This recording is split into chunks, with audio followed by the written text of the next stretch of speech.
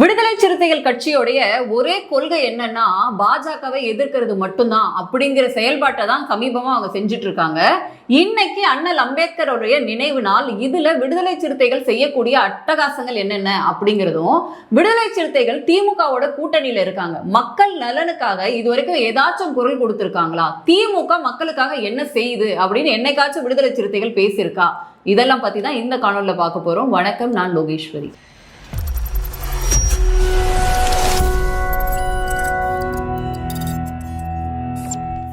இன்னைக்கு அண்ணல் அம்பேத்கர் அவர்களுடைய நினைவு நாள். இந்த நினைவு நாள்ல பாத்தீங்க அப்படின்னா எல்லா கட்சி தலைவர்களுமே அண்ணல் அம்பேத்கர் அவர்களுடைய சிலைக்கு மாலை அணிவித்து மரியாதை செலுத்துறது அப்படிங்கிறது செய்யறாங்க.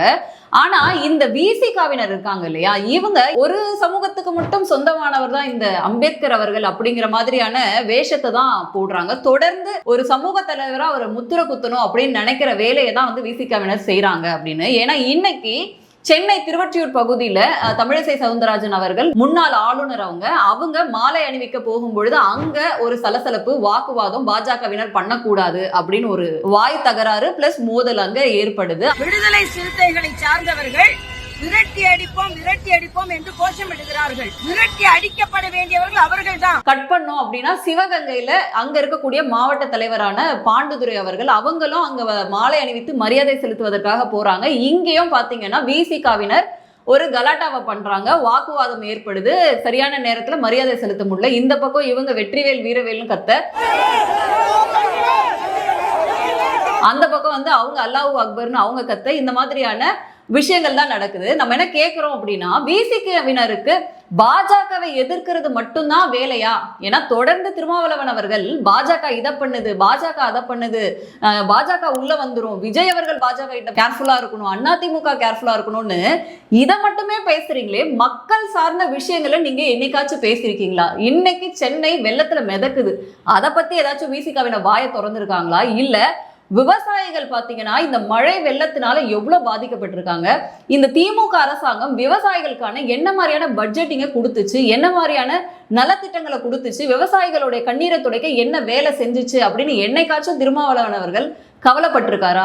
எதுக்கெடுத்தாலும் பாஜக உள்ள வந்துரும் பேசுறாரே, இதே திமுக என்ன செஞ்சது? ஆனா மோடி அவர்கள் விவசாயிகளுக்கு என்ன செஞ்சாங்க அப்படின்னு நம்ம தெரிஞ்சுக்கணும். இந்த நாடாளுமன்றம் நடந்துட்டு வருது இல்லையா, அந்த கூட்டத்தொடரானது, இதுல திமுகவினரும் திமுக கூட்டணியரும் அங்க போயிட்டு என்ன பண்றாங்க அப்படின்னா மத பிரச்சனையை தான் முழுசா கையில எடுத்து பேசிட்டு இருக்காங்க.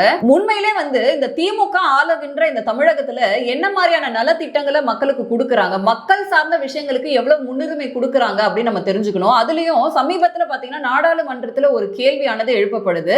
நம்ம எப்போதும் மோதியை குறை சொல்றது மட்டுமே தமிழக அரசு கையில வச்சிருக்கு. திமுக அரசு குறிப்பா ஒரு படி மேல போய் உண்மைக்கு புறம்பான நிறைய தகவல்களை அரசு நம்மளுடைய எம்.கே. ஸ்டாலின் அவர்களே சொல்றது அப்படிங்கிறது அவலமா இருக்கு. அதுலயும் சமீபத்துல நாடாளுமன்றத்துல எழுப்பப்பட்ட கேள்வி என்னன்னா, கடந்த 6 ஆண்டுகள்ல விவசாயிகள் சார்ந்த பிரச்சனைகள் இருக்குல்ல, எவ்வளவு PM கிசான் திட்டத்துக்கு கீழே நிதி ஒதுக்கப்பட்டுச்சு அப்படின்ற கேள்வியானது எழுப்பப்படுது. அதுக்கு கொடுக்கப்பட்டிருந்த பதில் என்னன்னா, கடந்த 2019 முதல் தமிழ்நாட்டில் உள்ள விவசாயிகள், அதாவது PM கிசான் திட்டத்துக்கு கீழே கிட்டத்தட்ட 12,764 கோடி ரூபாய் பெற்றிருக்காங்க. வருடத்திற்கு 6,000 ரூபாய் விவசாயிகளுடைய அக்கௌண்ட்டுக்கே டைரக்டா போடப்படுது. ஸோ இது ஒரு பக்கம் இருக்கு. அதோட சேர்த்து 1 கோடி கிராமப்புற குடும்பங்களுக்கு ஜல்ஜீவன் திட்டம் மூலமா, குழாய்கள் மூலமா கிராமப்புறங்கள்ல நீர் கொண்டு போய் சேர்க்கப்படுது அப்படின்ற விஷயம். இது ஏன் முக்கியம் அப்படின்னா, இந்த திமுக அரசு, மத்திய அரசு ஏதாச்சும் ஒரு திட்டத்தை அறிவிச்சா இவங்க அதை ஸ்டிக்கர் ஒட்டி பண்றது மட்டும் இல்லாம அந்த திட்டம் சரியா போய் சேராத அளவுக்கு அவங்க பார்த்துப்பாங்க. குறிப்பா இந்த ஜல்ஜீவன் திட்டம் இருக்கு இல்லையா, நம்மளே சில மாதங்களுக்கு முன்பு, சில வருடங்களுக்கு முன்பு சில காணொலிகளும் பார்த்திருந்தோம். குழா மட்டும்தான் இருக்கும், தண்ணிக்கான ஃபெசிலிட்டியே இருக்காது, அடியில் அந்த பைப்பை மட்டும் போட்டு கணக்கு காட்டி ஏமாத்திருப்பாங்க. ஸோ இதுதான் திமுக செய்யக்கூடிய தில்லாலங்கடி வேலை. ஆனா இதையெல்லாம் விசிகாவினர் கேள்வி கேட்பாங்களா கேட்டீங்கன்னா கிடையாது. எதுக்கு இது முக்கியம் அப்படின்னா, இந்த விவசாயிகள் அப்படிங்கிறவங்க நாட்டுடைய தூணா இருக்கக்கூடியவங்க. விவசாயிகள் படக்கூடிய கஷ்டங்கள், குறிப்பா தேர்தல் வாக்குறுதி அப்படின்னு சொல்லிட்டு திமுக 2021 சில வாக்குறுதிகள் கொடுத்தாங்க. அதை அங்க அடிக்கடிக்கு மறந்துடுவாங்க. ஏன்னா 500க்கும் மேற்பட்ட வாக்குறுதிகளை கொடுத்துட்டு 100% கிடையாது, 200% முடிச்சுட்டு அவங்க பாட்டுக்கு போயிட்டே இருக்காங்க. அந்த அளவுக்கு திமுக வந்து எல்லா வாக்குறுதிகளும் நிறைவேற்றிட்டாங்க. அதனால சில வாக்குறுதிகளை நம்ம அவங்களுக்கு நினைவுபடுத்த விரும்புறோம். குறிப்பா விவசாயிகளுக்குன்னு சில வாக்குறுதிகள், அதுல 6 வாக்குறுதிகள் நம்ம சொல்லுவோம். வாக்குறுதி எண் 36 இயற்கை வேளாண்மையை ஊக்கப்படுத்துவதற்காக வேளாண் துறையில ஒரு பிரத்யேக பிரிவு வந்து நாங்க உருவாக்கிடுவோம் அப்படின்னு சொன்னாங்க. உருவாக்குனாங்களா இல்லையா அப்படின்றது மக்கள் நீங்களே கமெண்ட்ல சொல்லுங்க. அடுத்தது வாக்குறுதி எண் 39 கொடைக்கானல்ல 390 ஏக்கர்ல தோட்டக்கலை ஆராய்ச்சி மையம் அமைக்கப்பட்டுருச்சா? கிடையாது. வாக்குறுதி எண் 41 சொட்டு நீர் பாசன முறையை வந்து ஏற்றுக்கொள்வதை ஊக்குவிக்க வந்து 90% மானியம் வழங்கப்படும் நம்மளுடைய அரசு சார்பாக அப்படின்னு சொன்னாங்க. அதையும் செய்ய கிடையாது. வாக்குறுதி எண் 50 ஒவ்வொரு ஒன்றியத்திலையும் தனி தானிய கிடங்குகள் வசதி வந்து அமைக்கப்படும் அப்படின்னு சொன்னாங்க. இன்னைக்கு விவசாயிகள் அந்த நெல் மூட்டையை வச்சுக்கிட்டு கதற காட்சிகள் இருக்கு இல்லையா, அவனுடைய ஒட்டுமொத்த உழைப்பு வருமானத்தையே நம்பி அவனுடைய கண்ணீர்லயே வாழ்ந்துட்டு இருக்கு இந்த திமுக அரசு அப்படின்னு தான் சொல்லணும். அந்த கிடங்குகள் வந்து அமைக்கப்படவே கிடையாது. அடுத்து வாக்குறுதி எண் 80 ஈரோட்ல வந்து ஒரு பண்ணை இயந்திர உற்பத்தி வந்து நிறுவப்படும் அப்படின்னு சொல்லியிருந்தாங்க. அதுவும் செய்ய கிடையாது. வாக்குறுதி எண் 89 ஏரிகள் மற்றும் குளங்களை பாதுகாக்க 10,000 கோடி சிறப்பு திட்டமானது செயல்படுத்தப்படும். இது டைரக்டா நம்ம சிஎம் ஸ்டாலின் அவர்களே பண்ணுவாங்க அப்படின்னு சொல்லி வாக்குறுதி கொடுத்தாங்க.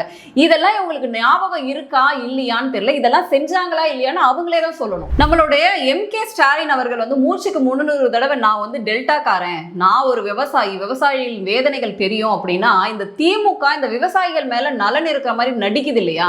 இந்த பச்சை துண்டு போட்டுக்கிட்டு பச்சை துரோகம் பண்ணாதீங்க அப்படின்னு வசனம் மட்டும் எழுதலாமே தவிர உண்மையிலே இவங்களுக்கு திமுகக்கு விவசாயிகள் மேல அக்கறை இருக்கான்னு கேட்டோம்னா சுத்தமா கிடையாது. ஏன்னா வந்து இந்த விவசாயிகளுக்கு இலவச மின்சாரம் கொடுக்குறோம், 50,000 பேருக்கு கொடுக்குறோம்னு இது வரைக்கும் 15,000 பேருக்கு தான் கொடுத்துருக்காங்க மின்சார இணைப்பு அப்படிங்கிறது. ஸோ அந்த எலக்ட்ரிசிட்டிலையும் மண்ணை வாரி போட்டாச்சு, பொய் வாக்குறுதியா கொடுக்கறது. அதோட சேர்த்து எந்த அரசுமே செய்யாத ஒரு சாதனை வந்து திமுக அரசு செஞ்சது என்னன்னா, போராட்டம் பண்ண விவசாயிகளை கூண்டாஸ் போட்ட ஒரே ஆட்சி திமுக ஆட்சி தான். பார்த்துக்கோங்க, அந்த பெருமையெல்லாம் நம்ம யாருக்குமே விட்டு கொடுக்க கூடாது. இவங்க தான் விவசாயிகள் நலன்ல அக்கறை இருக்கவங்களா? இது வரைக்கும் எந்த அரசாங்கமாச்சும் அது மாதிரி பண்ணியிருக்கா அப்படின்ற கேள்வியை நம்ம அவங்கள பார்த்து கேட்கணும். அதோட சேர்த்து பட்ஜெட்ல அவங்க செஞ்சக்கூடிய துரோகமானது. பட்ஜெட்ல நம்ம ஏற்கனவே இதை பத்தி ஒரு காணொலி போட்டிருக்கோம். விவசாயிகளுக்குன்னு ஒதுக்கப்பட்ட பட்ஜெட்ல முன்னாடி என்னவா இருந்துச்சு, அதாவது முன்னாடி இருந்த தொகையோட இப்ப சமீப காலத்து பட்ஜெட்ல நீர்ப்பாசன வசதிக்காக இருக்கட்டும், அல்லது கூட்டுறவு நிதி வங்கிகளாக இருக்கட்டும், அல்லது வந்து உணவு சேமிப்பு நிதிகளாக இருக்கட்டும், இதுல எல்லாத்திலையுமே குறைச்சுதான் இவங்க வந்து பட்ஜெட்டை தாக்கல் பண்ணியிருக்காங்க. இதோட சேர்த்து வந்து பால் பண்ணை விவசாயிகள் வந்து முற்றிலுமாக புறக்கணிக்கப்பட்டிருக்காங்க திமுக ஆட்சியில. இதோட சேர்த்து நம்ம பார்த்தோம், இந்த மாயிலை தோட்ட விவசாயிகள் இருப்பாங்க இல்லையா, அதோடைய கொள்முதல் விலை அப்படிங்கிறது கிடைக்காம 4 ரூபாய்க்கு கிலோ விற்கிற நிலைமை வந்து அந்த மாங்காய் எல்லாம் வந்து அவங்க வந்து தெருக்கல்ல போட்ட காட்சியும் நம்ம பார்த்துருக்கோம். அந்த அளவுக்கு அலட்சியமா இருக்கக்கூடிய அரசு தான் இந்த திமுக அரசு. அதோட நம்ம சில காட்சிகள் நம்ம வருடம் பார்க்குறோம். நெல்லை சரியான நேரத்துல கொள்முதல் பண்ணாம இவங்க கையில டிரான்ஸ்போர்ட் டிபார்ட்மெண்ட்டை வச்சுக்கிட்டு ஒரு 3 கம்பெனிஸ்க்கு மட்டும் அதை கொடுத்து அது சரியான நேரத்துல அந்த நெல்லை வந்து கொண்டு போய் சேர்க்காம சாக்கு பைக்கு கூட சாக்கு சொல்லக்கூடிய அரசா தான் இந்த திமுக அரசு இருக்கு அப்படிங்கிறது தான் நிதர்சனமான உண்மை.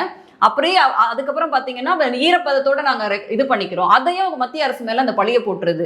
நீங்க 17% இருக்கிறத 22% மாத்துங்க அப்படின்னு. அப்ப நீங்க என்ன பண்ணீங்க? அந்த குடோன்லாம் அமைச்சிங்களா இல்லையா? நீங்க வாக்குறுதியும் கொடுத்துருக்கீங்கல்ல, பண்ணீங்களா? 4.5 வருஷம் முடிஞ்சிருச்சு. இப்ப என்னமோ முதல் வருஷம்லாம் இவங்க இருக்க கிடையாது, ஆனா பண்ணவே கிடையாது. ஆனா நாங்க விவசாயிகளின் பாதுகாவலன் அப்படின்னு சொல்லிட்டு வாய் கூசாம திமுக அரசு வந்து போய் சொல்லும். அதுவும் பேரிடர் காலங்கள்ல அவங்களுக்கு தேவையான மெஷர்ஸே பண்ணவே மாட்டாங்க. இங்க சென்னையில பண்றாங்க இல்லையா, அந்த பம்பு செட்டை போட்டு தண்ணியை ஒரு தெருவில் எடுத்து இன்னொரு தெருவில் கொண்டு போய் விடுற அந்த மகத்தான சாதனையை மட்டும்தான் திமுக தொடர்ந்து செஞ்சுட்டு இருக்கு. இந்த லட்சணத்துல திமுக கூட்டணியில இருக்கக்கூடிய கட்சிகள் ஏதாச்சும் நியாயம் பேசலாமா? அதுவும் குறிப்பா விசிக போன்ற கட்சிகள், பட்டியலின மக்களின் பாதுகாவல்னு சொல்றவங்க, இன்னைக்கு அம்பேத்கரை தனக்கு மட்டும் சொந்தம்னு நினைச்சிட்டு பேசுறவங்க, அவங்க கூட்டணியில இருக்கக்கூடிய திமுகவை இதெல்லாம் கேட்கறதுக்கு அவங்களுக்கு தெம்பும் திராணியும் இருக்கா அப்படின்றத நம்ம கேட்கணும். மீண்டும் வேறொரு காணொலியில சந்திக்கிறேன். நன்றி, வணக்கம்.